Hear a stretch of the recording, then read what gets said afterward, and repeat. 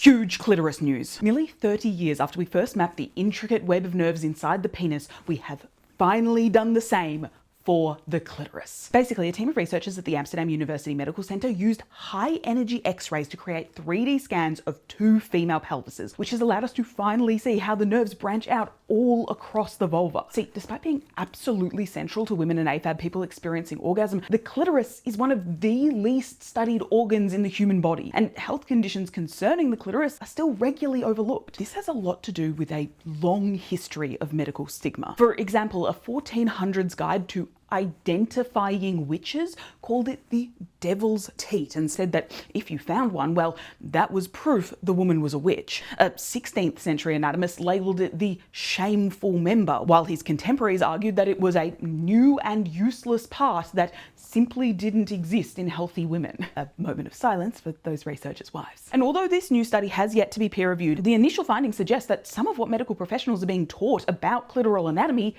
is wrong. So the external super sensitive nubby bit known as the glans is actually only about 10% of the clitoris. And probably just because the nerves there are really hard to see during a standard dissection, most medical illustrations depict the glans having very minimal nerve supply. But this scan shows the big dorsal nerve stays strong all the way to the end and just branches out like a tree inside the glans. Information like this could be vital to ensuring that women and AFAB people retain sexual function after pelvic surgery, particularly surgical reconstruction after genital mutilation, which as it currently stands leaves 1 in 5 women experiencing a decline in orgasmic experience after the surgery. It could also be really important for labiaplasties, which is one of the fastest growing cosmetic procedures in the world. The study suggests that the danger zone, the area that surgeons have to be extra careful around, could be much larger than previously thought. Retaining sexual pleasure is extremely important for a person's well-being, and orgasms also help with everything from sleep to pain to heart health. Clitorises and orgasms are worth protecting,